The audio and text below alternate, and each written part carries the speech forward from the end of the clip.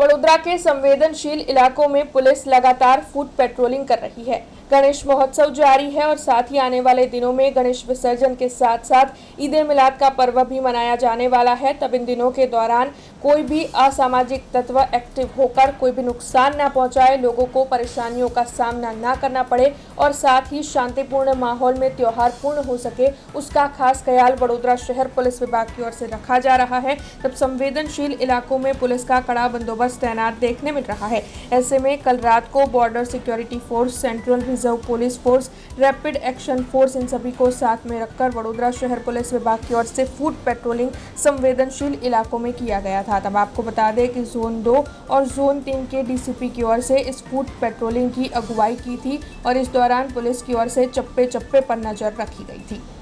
आज रोज जे आगामी गणपति विसर्जन तहेवार है અને ઈદનો તહેવાર છે તેને અનુસંધાને ઝોન 2 ડીસીપી સાહેબ અને ઝોન 3ના પોલીસ સ્ટાફના માણસો તથા અમને ઝોન 2 અને ઝોન 3માં જે સીઆરપીએફ બીએસએફની જે ટુકડીઓ ફાળવવામાં આવી છે તેને સાથે રાખીને આજરોજ ઝોન 2, 3 અને 4 તમામ વિસ્તારમાં લહેરીપુરાથી ચાલુ કરીને દૂધવાળા મહોલ્લા, ત્યાંથી નવાપુરા, રાવપુરા એરિયા અને ત્યારબાદ પછી ચોખંડી વાડી વિસ્તાર અને રણખાના રોડ થઈને માંડવી થઈને લહેરીપુરા સુધી પૂરું કરવામાં આવશે। અને આ જે ફૂટ પેટ્રોલિંગ છે એ